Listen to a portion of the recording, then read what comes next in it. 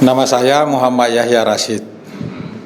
Pak, Bapak sebagai kuasa hukum melihat kasus klien Anda ini seperti apa? Ya, saya melihat ini betul-betul murni kriminalisasi. Karena SK Budi ini adalah pembeli yang beritikat baik. Dan dia yang membeli surat itu dengan perjanjian bahwa harus dalam bentuk sertifikat, sehingga dibuatlah PPAJB. Kemudian 5 tahun ditempatkan dia punya kontainer di lokasinya, diserobot oleh yang tidak bertanggung jawab, yang notabene ada isinya kontainer. Kemudian lahannya dikuasai. Kemudian Pak Budinya dipukulin. Pak Budi lapor ke polisi Jakarta Barat. Kemudian dilapor pencurian, penyerobotan. Tapi ini tidak ada yang berjalan, malah di pemukulannya itu di Polres Jakarta Barat dinyatakan berkasnya hilang. Kemudian penyerobotannya itu dan pemukulannya pencurian kontainernya ditarik ke Mabes Polri dan digelar di Karawasidik, dan dinyatakan bahwa 12 penyidik itu melakukan pelanggaran kode etik.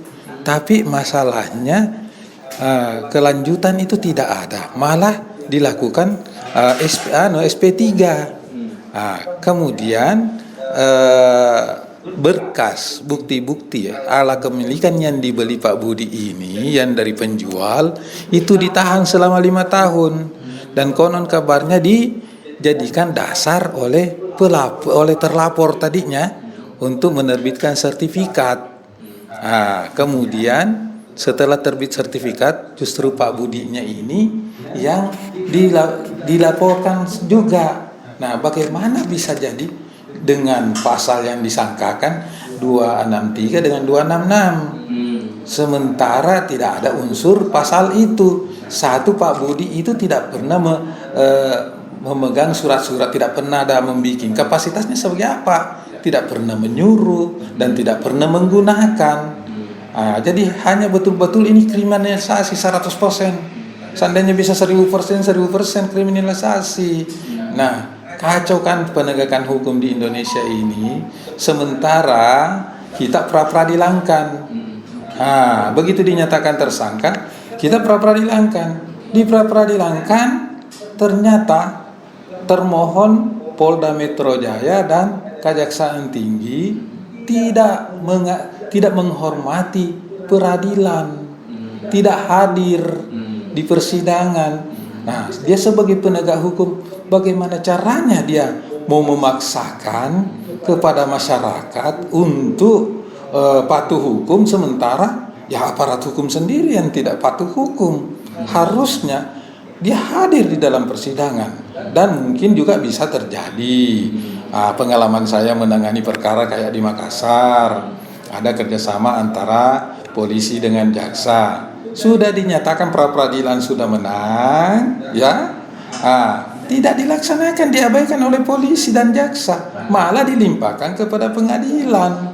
Padahal di pengadilan seharusnya sudah ada poin yang diraih oleh pengadilan, image bahwa pengadilan itu bukan tukang stempel polisi dan jaksa.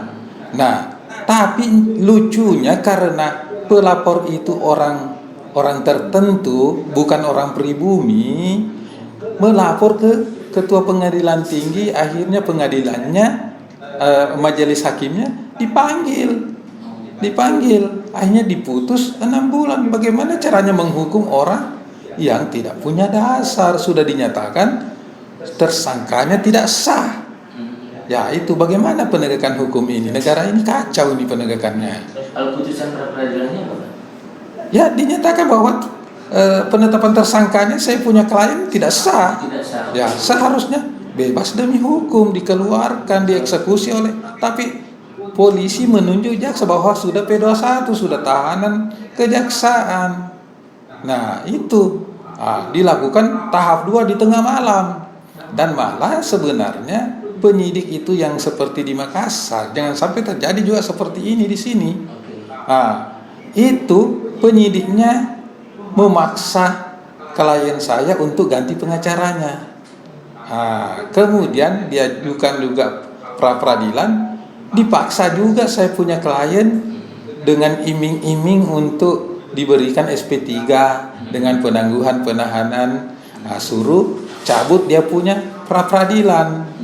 Tapi karena janjinya tidak dipenuhi penangguhan dan SP3, maka pra peradilan itu berlanjut dan pra peradilan klien saya diterima. Sekarang lucu, dengan kasus yang sama terjadi laporan di Krimum, laporan di Krimsus, itu penyidik semuanya menerima dengan kasus yang sama, pelapor dan korban yang direkayasa. Ini yang lucu ini. Heran bagaimana penegakan hukum ini. Jadi berapa kali pelaporan terhadap klien Bapak? Nah, klien saya ya jangan sampailah terjadi di Polda Metro ya, seperti ini. Itu ada banyaklah laporan, bukan cuma 2, 3, 4, banyak laporan. Nah, ini saya sarankan klien kami untuk melaporkan keterangan palsu. Iya, dan banyak rekayasa. Nggak ada upaya melaporkan balik si pelapor, Pak? Ya sekarang sudah mulai melapor, tapi tidak jalan. Karena ya, kalau orang pribumi, ada kesan saya ya, kalau orang pribumi yang tidak ada uangnya, ya melapor tidak jalan. Tapi kalau orang tertentu, ya utamanya, ya nanti kita dikirain lagi bicara ras. Tapi kenyataannya seperti itu. Orang-orang pribumi di sini yang tidak ada uangnya mendapatkan diskriminasi dalam penegakan hukum.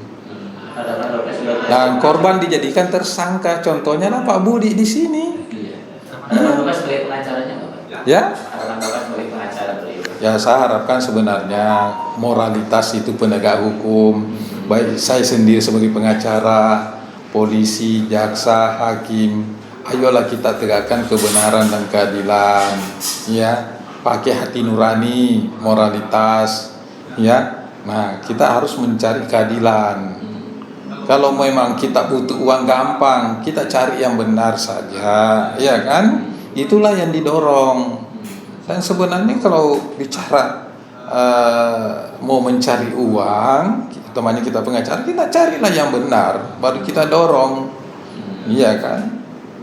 Itu harapan saya. Harapan saya sebenarnya untuk Kapolri, Jaksa Agung dengan Ketua Mahkamah Agung harusnya duduk bersama supaya ada sinergi dalam penegakan hukum, ya, saling menghargai putusan, saling menghargai kebijakan.